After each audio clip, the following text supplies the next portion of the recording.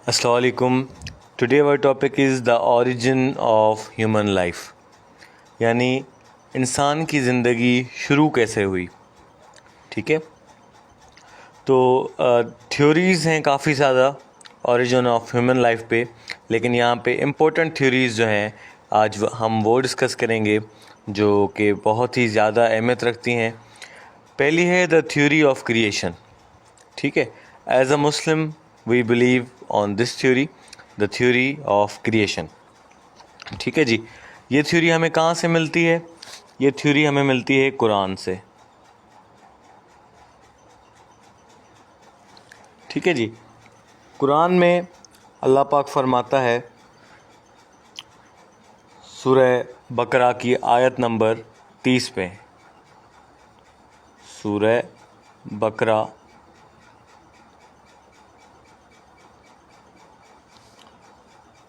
और उसकी आयत नंबर 30, उसमें अल्लाह पाक फरमाता है कि I am placing a successor on earth. Successor बोलते हैं नायब को। अल्लाह ने कुरान में फरमाया है कि अल्लाह ने फ़रिश्तों से फरमाया कि मैं ज़मीन में अपना नायब बनाने वाला हूँ। ठीक है, इस सूरह बकरा की आयत नंबर 30 से हमें ये सबूत मिलता है, ये गवाही मिलती है कि हमें अल्लाह ने पैदा किया, क्योंकि अल्लाह ने फरमाया कि मैं ज़मीन पे अपना नायब बनाने वाला हूँ। ठीक है, सूरह बकरा की आयत नंबर 30 है। दूसरे मौके पे सूरह हिजरा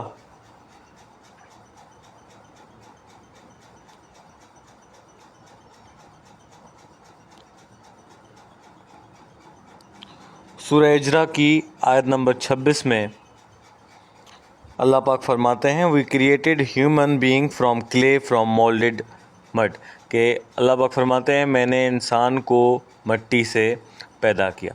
ठीक है जी, ये थ्योरी ऑफ क्रिएशन थी, कुरान से हमें मिली, और हम एज अ मुस्लिम इन पे यकीन करते हैं कि अल्लाह ताला ने सबसे पहले हज़रत आदम अलैहिस्सलाम और उनकी पार्टनर बीबी हवा को, हज़रत बीबी हवा को पैदा किया। ठीक है, और हम सब उन्हीं की औलाद में से हैं, और अल्लाह पाक ने इंसान को अपना खलीफा बना के इस दुनिया में भेजा है। ठीक है, it was the theory of creation. उसके बाद आती है द थ्योरी ऑफ एवोल्यूशन। ठीक है जी, ये कहाँ से हमें मिलती है? ये चार्ल्स डार्विन ने दी थी। कब दी थी ये थ्योरी? 1859 में दी थी। कहाँ पे दी थी? अपनी बुक में दी थी। ठीक है, बुक का नाम क्या है? The origin of species, the origin of species. ठीक है जी, अब इसमें यह बताया जाता है कि चार्ल्स डार्विन जो कि एक इंग्लिश नेचुरलिस्ट थे, ये 5 साल दौरे पे, 5 साल की जर्नी पे पूरी दुनिया घूमने गए, और फिर इसने स्टडी किया differences in plants and animals, के प्लांट्स और एनिमल्स में बेसिक डिफरेंस है क्या। ठीक है, उसके बाद जाके इन्होंने एक थ्योरी दी जिसको थ्योरी ऑफ एवोल्यूशन कहते हैं। बेसिक आइडिया जो था ना इस थ्योरी के बिहाइंड, वो ये था कि इंसान की एवोल्यूशन जो हुई है वो सिंपल लाइफ फॉर्म से कॉम्प्लेक्स लाइफ फॉर्म में तब्दील होना। तो इसकी मैंने एग्जांपल आपको ये दे दूं कि पहले जो लाइफ थी वो सिंपल थी, इंसान जंगल में रहते थे, ठीक है, पत्ते खाते थे। आज के इंसान बड़े बड़े महलात में रहते हैं, बड़े बड़े घरों में रहते हैं, और जो है कीमती कपड़े, अलग अलग किस्म के वैरायटीज़ के कपड़े पहनते हैं।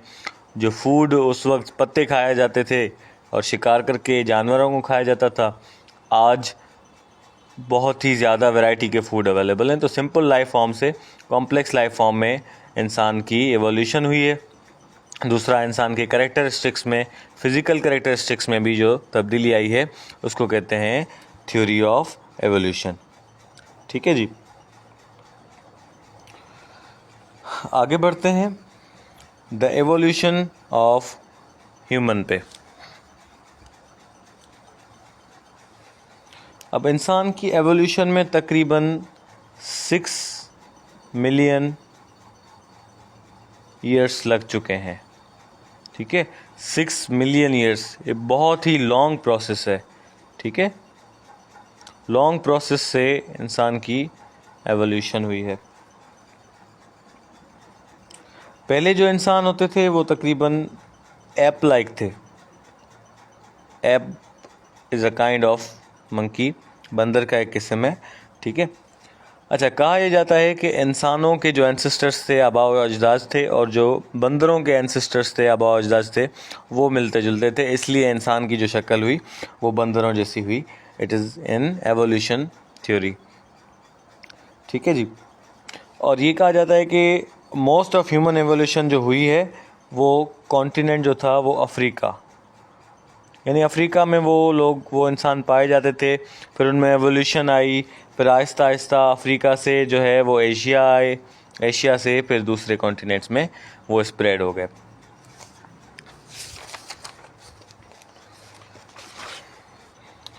अच्छा, ये कहते हैं कि तकरीबन जब वो ऑस्ट्रेलिया के कॉन्टिनेंट में पहुँचे ना, ऑस्ट्रेलिया में, तो ऑस्ट्रेलिया तक पहुंचने में उनको 60,000 ईयर्स लग गए। ठीक है, 60,000 ईयर्स ऑस्ट्रेलिया तक पहुंचने में लग गए। पहले आप अफ्रीका में थे, फिर एशिया में आए, फिर उसके बाद जो है वो यूरोप में आए। सही है, आगे बढ़ते हैं क्लासिफिकेशन ऑफ अर्ली ह्यूमंस पे। जी, तो क्लासिफिकेशन ऑफ अर्ली ह्यूमंस में हम पढ़ते हैं कि स्टेजेस हैं। ठीक है, इन स्टेजेस से होते होते इंसान जो है आखिर इस स्टेज जो आजकल हमारा चल रहा है होमो सेपियंस, यहाँ तक पहुँचे।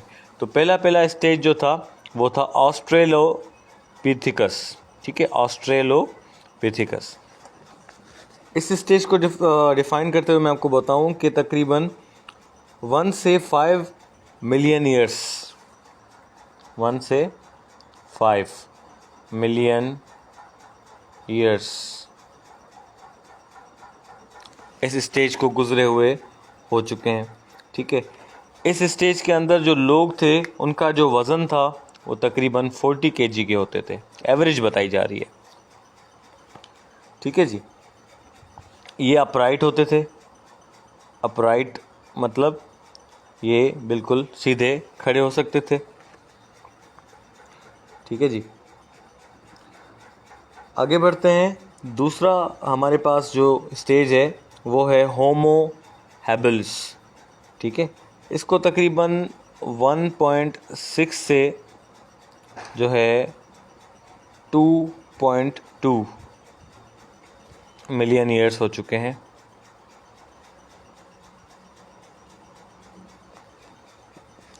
अच्छा, अब इनका वज़न वैसे इधर जो ऑस्ट्रेलोपिथेकस के जो स्टेज में थे 40 kg, अब इनका वज़न जो है 50 kg तक हो जाता था। ठीक है, they were first to use the tools. ठीक है, टूल्स का इस्तेमाल इस दौर में हुआ। ठीक है, दे कुड स्पीक, ये बोल भी सकते थे।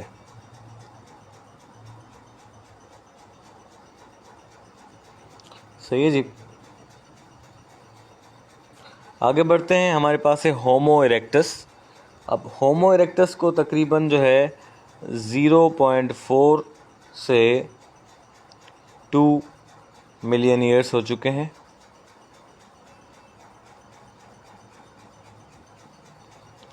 इनका वज़न अब 60 kg तक हो जाता था। ठीक है, इन्होंने डिस्कवर किया फायर को। ठीक है, दे हंटेड इन ग्रुप्स, शिकार करते थे लेकिन ग्रुप्स में, अकेले नहीं करते थे। सही है। उसके बाद है नेंडरथल। ठीक है। अच्छा, इनके अलग अलग नाम थे, वो भी मैं आपको बता दूं। इनको साउदर्न एप्स कहा जाता था,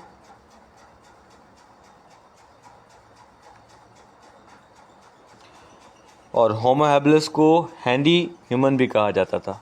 ये आ सकता है सवाल में कि हैंडी ह्यूमन कौन सा स्टेज था, कौन से स्टेज के लोगों को हैंडी ह्यूमन कहा जाता था। इनको अपराइट ह्यूमन कहा जाता था।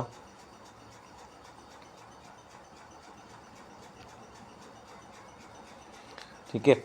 और इनको कहा जाता था early wise human, early wise human. ठीक है। इनके बारे में पढ़ते हैं कि इनको तकरीबन जो है 2 लाख से 3 लाख साल हो चुके हैं।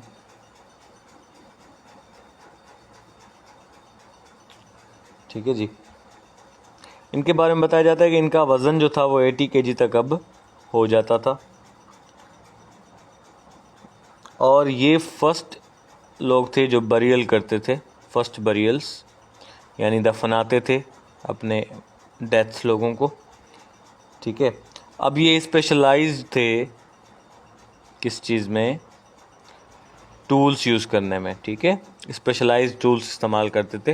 ये तो सिर्फ टूल्स इस्तेमाल करते थे, लेकिन यहाँ स्पेशल टूल्स का इस्तेमाल होता था। ठीक है। ये हैं होमो सैपियंस, ये मॉडर्न ह्यूमन कहलाते हैं।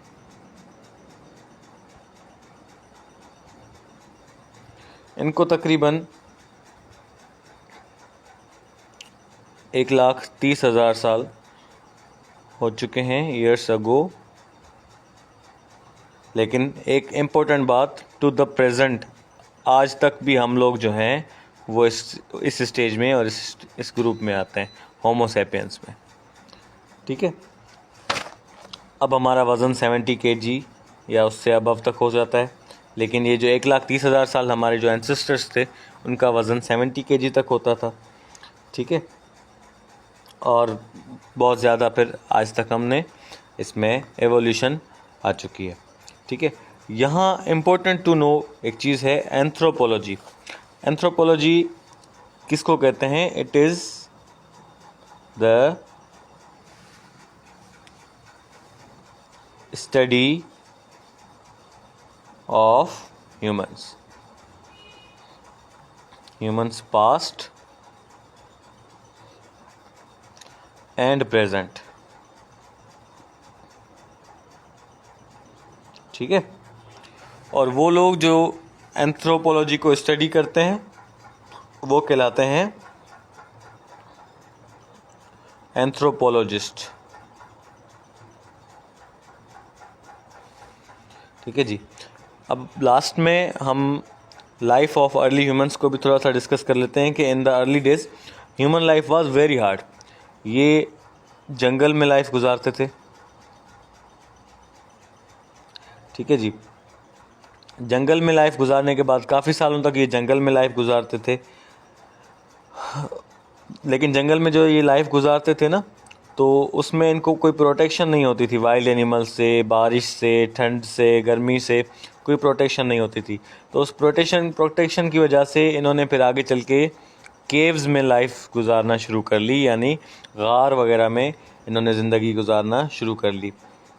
उसके बाद इसमें एक और रिवोल्यूशन आई कि इन्होंने अब ट्री लीव्स को रैप करना शुरू कर लिया, यानी अपने जिस्म को ढांकने के लिए इन्होंने ट्री लीव्स को, पत्तों से अपने कपड़े बनाते थे। ठीक है। अपने जिस्म को ढांपते थे दरख्त के पत्तों से। ठीक है। और ये खाते क्या थे? फ्रूट्स और लीव्स खाते थे। ठीक है जी। एक और बात आपको यहाँ पे बताऊँ कि स्टोन्स, फिर जाके स्टोन्स का इस्तेमाल शुरू हुआ। क्यों? Stones were the first tools of its kind which improved with the passage of time stones का इस्तेमाल करते थे, जो नोकीले स्टोन्स होते हैं ना, ये उनका इस्तेमाल करके क्या करते थे, किल करते थे एनिमल्स को स्टोन से, ठीक है, और फिर उनको खाते थे। उस दौर को स्टोन एज कहा जाता है। ठीक है जी, थैंक यू।